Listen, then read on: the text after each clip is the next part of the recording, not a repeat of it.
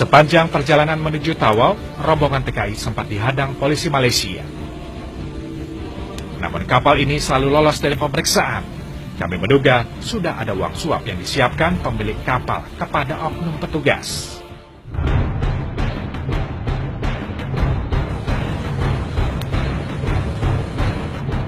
Sepanjang perjalanan, penumpang kapal diwajibkan menunduk, terutama ketika memasuki perairan Malaysia.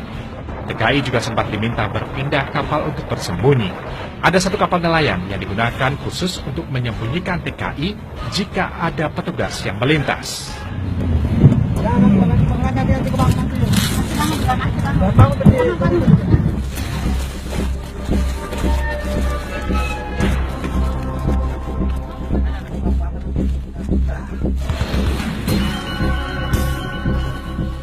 Ketika memasuki kapal nelayan untuk bersembunyi, kami bertemu banyak TKI ilegal lain yang sudah terlebih dahulu tiba.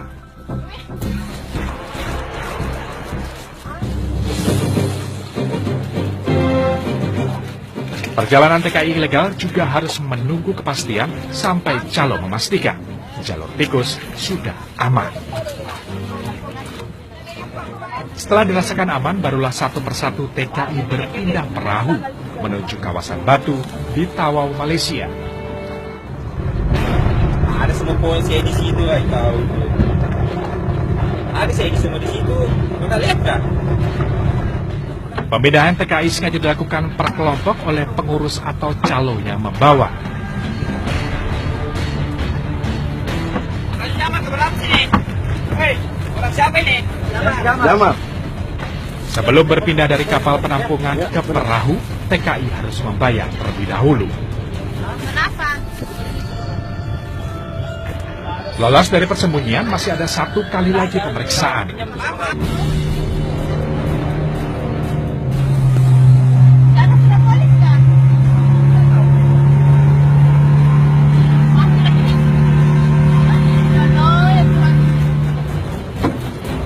Setelah cukup lama menunggu di laut, TKI kemudian menepi untuk diturunkan. Salah satu mantan calon TKI yang kami temui menyebut daerah Batu Tawau adalah tempat teramai TKI ilegal. Setidaknya puluhan bahkan ratusan TKI ilegal setiap harinya mendarat di lokasi ini. Di sinilah yang paling besar. Di sini nggak ada dibilang malam kah, subuh kah. Di sinilah paling tempatnya.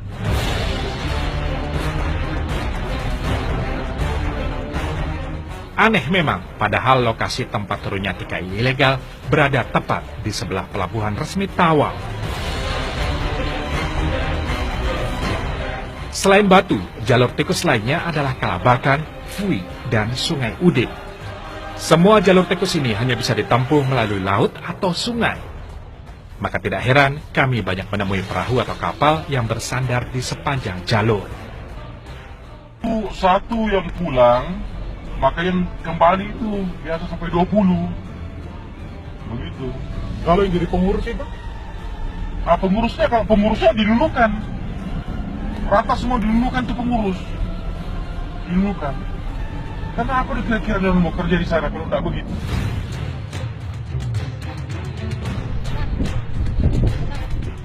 Jalur tikus memang menumbuhkan bisnis baru penyaluran TKI. Adalah TKI ilegal yang kerap menggunakan jasa calo untuk sampai ke Malaysia tanpa menggunakan surat-surat. Kan ikut pengurus di ini di Kalimantan itu di Nunukan kita ikut pengurus, bayar pengurusnya lah. Sampai di tujuan kita biasa bayar itu 500-an ringgit begitu sampai di tempat kerja. Siapa-siapa yang ambil itu TKI, siapa yang kasih keluar itu TKI dari sini, maka dia juga yang nanti yang jemput nanti, dia kasih masuk nanti.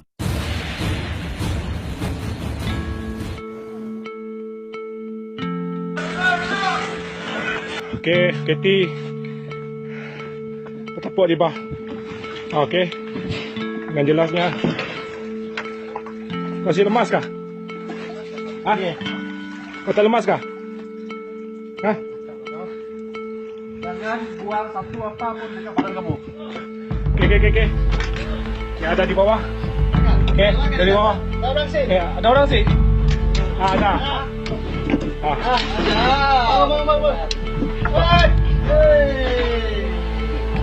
Bawa barang kamu. Jangan tinggal satu pun barang kamu. Jangan Lagi. Baik, Pak. Oke. Salam. Kau pada sini jam. Baik. Oi, kau pada sini jam. Kau keluar. Kau keluar. Kau keluar, kau keluar. Kau keluar, kau keluar. Gini. Oke. Ada lagi soal tiba. Cari.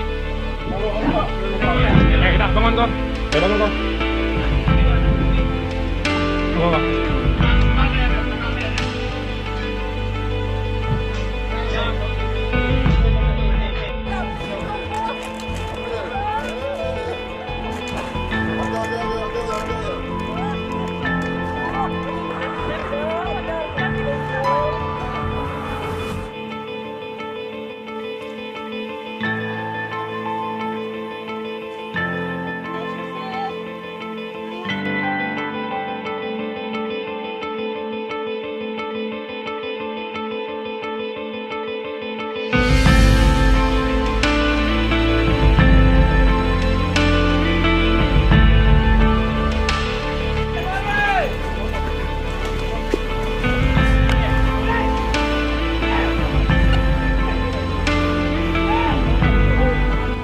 Dan warga asing yang bekerja di tapak sebenarnya di tapak lokasi operasi.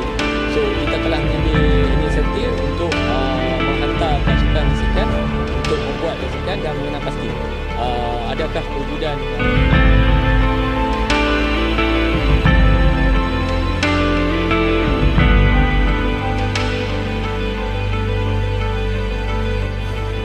Kalau tidak punya paspor itu kan walaupun ditangkap nantinya bisa bisa masuk lagi. Gampang lah masuknya ke sana.